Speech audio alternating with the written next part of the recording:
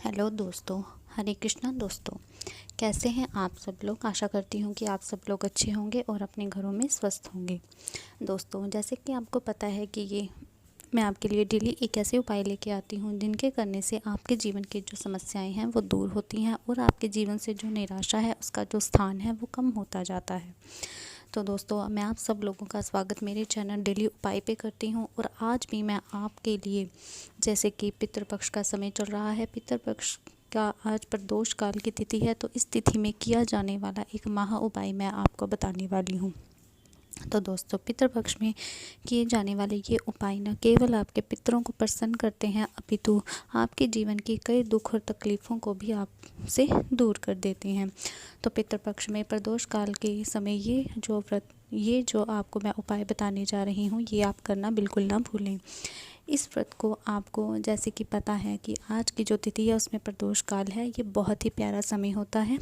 इस समय में अगर आप ये उपाय करते हैं तो आपको बहुत ही फ़ायदा होने वाला है। ये उपाय आपको बेलपत्र के साथ करना है। दोस्तों, ये उपाय इसलिए है कि आपके पास अगर सब कुछ है, मानिए आपके घर में धन धान्य की कोई कमी नहीं है, बच्चे सुखी हैं, अच्छी जॉब्स पे हैं, सक्सेस भी कर रहे हैं, अच्छा पैसा कमा रहे हैं, सबकी सेहत भी ठीक है, लेकिन फिर भी खुश नहीं है, तो उसके लिए ये आपको उपाय करना है। सबसे पहले आपको 7 बेलपत्र ले लेने हैं। जी हाँ दोस्तों, बेलपत्र आपको इस तरह से लेने हैं कि वो कहीं से टूटे फूटे नहीं होने चाहिए, साफ़ सुथरे होने चाहिए, कहीं पे मिट्टी नहीं लगी होनी चाहिए। ध्यान से आपको ये उपाय सुनना है, कोई चीज़ आपको स्किप नहीं करनी है। इसी तरह से अगर उपाय करेंगे तो ही ये उपाय काम करने वाला है। सबसे पहले आपको 7 बेलपत्र ले लेने हैं। फिर आपको चाहिए लाल सिंदूर। उन 7 बेलपत्रों पर आपको लाल सिंदूर से आपको बिंदियाँ लगानी हैं।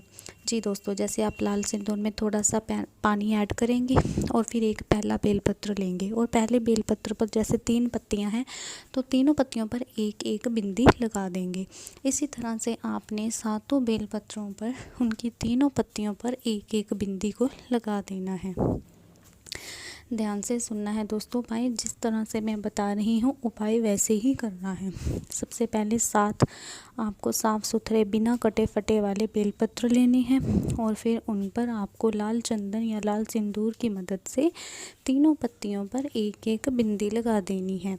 अगर 7 पत्ते हैं तो 7 पत्तों की 3-3 पत्तियों पर आपको बिंदियाँ लगा देनी हैं। जब आपका ये कार्य पूरा हो जाता है लाल सिंदूर के साथ, और लाल मतलब इसके लिए आपको लाल सिंदूर ही यूज़ करना है। तो दोस्तों, उसके बाद आपको क्या करना है, आपको इन 7 बेलपत्रों को इकट्ठा कर लेना है। ध्यान रहे कि उस पर से जो बिंदियां हैं वो इधर उधर फैले नहीं, आपको ज़्यादा सिंदूर में पानी नहीं डालना है। उन 7 बेलपत्रों को आपको इकट्ठा कर लेना है। आपको इस तरह से बेलपत्रों को इकट्ठा करना है कि नीचे से उनकी सारी डंडियाँ आपस में जोड़ लें और हाथ में पकड़ लें। फिर उनकी जो 7 डंडियों को आपको, जिस तरह आप स्क्रीन पर देख रहे हैं, कच्चा सूत, जी हाँ कच्चा सूत आता है, उसकी मदद से आप बेलपत्रों की डंडियों को बांध देंगे। नीचे से आपको बेलपत्र की डंडियों को बांध देना है। इस कच्चे सूत की मदद से आपको बेलपत्र भी इस तरह से लेने हैं जिनकी जो डंडी होगी नीचे की वो थोड़ी लंबी होनी चाहिए, ताकि आप आसानी से 7 के 7 बेलपत्रों को आपस में बांध सकें। उन 7 बेलपत्रों को आप डंडी से पकड़ेंगे और इस कच्चे सूत की मदद से आप उन 7 बेलपत्रों की डंडियों को बांध देंगे।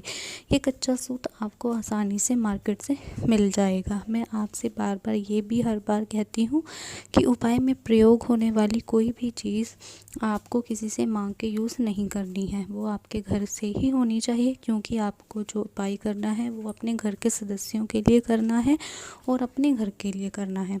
इसीलिए इसको करने के लिए कोई भी उपाय जो आप अपने घर के लिए कर रहे हैं उसमें आपको जो सामग्री यूज़ करनी है वो अपने घर से ही लेनी है। किसी से मांग के कोई भी सामग्री आपको उपाय के लिए यूज़ नहीं करनी है। और आपको स्वच्छ सामग्री लेनी है, शुद्ध होनी चाहिए। ये नहीं कि आप घर में पहले जिस चीज़ को यूज़ कर रहे हैं उसी में से आप उसको ले लें। मतलब सूत अगर आपके घर पे पहले है कच्चा सूत और किसी और पर्पज़ के लिए वो यूज़ हो रहा है तो आप उसमें से ये ना लें। आप कोशिश करें कि आप मार्केट से नया कच्चा सूत ले आएँ और बेलपत्र के पत्तों को, उसकी डंडियों को इस कच्चे सूत की मदद से बांध दें। तो फिर आपको इन 7 बेलपत्रों को बांधने के बाद कहाँ जाना है? आपको जाना है महादेव जी के मंदिर। जी हाँ, एक बात और ध्यान देनी है कि ये जो उपाय है आपको घर पे नहीं करना है, ये मंदिर में जाके ही करना है। चाहे आपके घर में शिवलिंग हो, लेकिन आप घर में उस शिवलिंग के साथ ये उपाय नहीं कर सकते। आपको ये उपाय आपके घर के पास या फिर कहीं भी अगर आसपास महादेव का मंदिर है, उन्हीं के मंदिर में जाकर आपको ये बेलपत्र का उपाय करना है। दोस्तों बस फिर आपको इन 7 बेलपत्रों को लेकर महादेव जी के मंदिर में चले जाना है।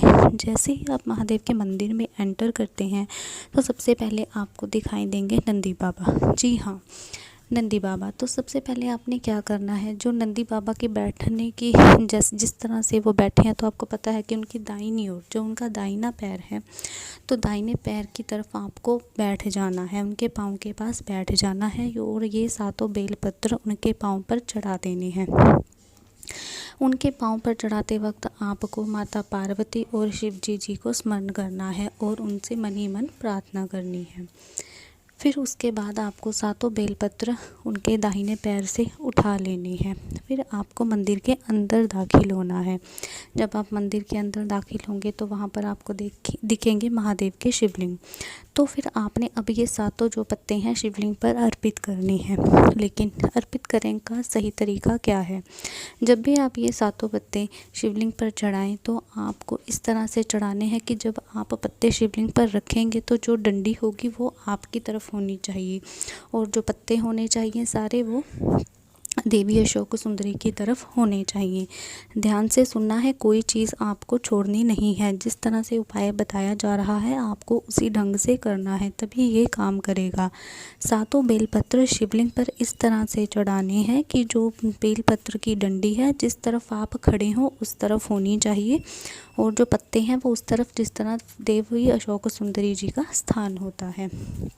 जब आप शिवलिंग पर ये पत्ते चढ़ा रहे होंगे आपको भगवान ओम नमः शिवाय मन ही मन ये आप मन में जाप करना है। आपको अपने पितरों का स्मरण करना है, आपको खुद का नाम लेना है और अपने परिवार का जो गोत्र है वो बोलना है और आपने मन ही मन भगवान से ये आपसे उनसे प्रार्थना करनी है कि मेरे घर में खुशियों का आगमन बिल्कुल ही कम हो गया है। मेरे घर में हर चीज़ है, पूरा संपन्न है मेरा घर, किसी चीज़ की कमी नहीं है, लेकिन फिर भी खुशियाँ नहीं हैं, खुशियों की कमी है। तो आप जैसे ही बेलपत्र चढ़ाएंगे और उन पे हाथ रखते हुए महादेव जी से अपने पितरों का स्मरण करते हुए ये उनसे प्रार्थना करेंगे तो आपका ये उपाय उसी समय सफल हो जाएगा।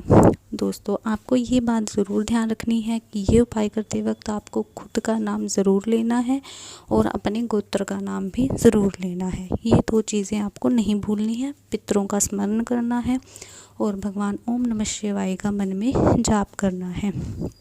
ये चारों चीज़ें करते हुए आप बेलपत्र को शिवलिंग पर चढ़ा दें और बस फिर वो बेलपत्र वहीं छोड़ दें। आपको वो बेलपत्र उठाने की ज़रूरत नहीं है। बस ये उपाय करते ही आपको फिर अपने घर वापस आ जाना है और मंदिर से निकलते वक्त आपको पीछे भी मुड़ के नहीं देखना है, बस आप सीधा अपने घर में आ जाएं। तो दोस्तों अगर पितृपक्ष के प्रदोष काल में आप ये उपाय करते हैं तो आपके घर में इतनी खुशियाँ आ जाएंगी कि आपके पितृ आपसे इतने प्रसन्न होते हैं। प्रदोष काल में किए जाने वाले इस उपाय से आपके घर में इतनी खुशियों का आगमन होगा कि आप खुद हैरान हो जाएंगे कि ये इतनी खुशियाँ कहाँ से आ रही हैं। तो आपको ये प्रदोष काल में, पितृपक्ष में पड़ने वाले प्रदोष काल में ये उपाय अवश्य करना है। आपको अगर उपाय 3 प्रदोष में लगातार आप ये उपाय करते हैं तो आपके घर में खुशियों की कमी नहीं रहेगी। लेकिन आज के दिन जो प्रदोष की तिथि है आपको ये उपाय अवश्य करना है। उपाय करने के लिए कोई सीमा नहीं है, आप ये सुबह के समय में भी कर सकती हैं, शाम के समय में भी कर सकती हैं, लेकिन ये प्रदोष काल में ही करना है क्योंकि प्रदोष का जो समय होता है वो बहुत ही अच्छा समय होता है। अगर आप पितृपक्ष में, आप प्रदोष में ये उपाय करती हैं तो इससे न केवल आपके पितृ प्रसन्न होते हैं अपितु महादेव आपसे बहुत ही ज़्यादा प्रसन्न होकर आपके घर में खुशियों का आगमन कर देते हैं। तो दोस्तों याद रखना है, आपको ये उपाय 2-3 बार 3 बार लगातार 3 प्रदोष आपको ये उपाय करना है, ताकि आपके घर की जो खुशियां हैं वे निरंतर इसी तरह से बनी रहें। 3 प्रदोष लगातार ये उपाय ज़रूर करें और अपने घर की खुशियां आप ज़रूर स्थापित करें। मुझे आशा है आपको मेरी वीडियो अच्छी लगी होगी। हरे कृष्णा दोस्तों।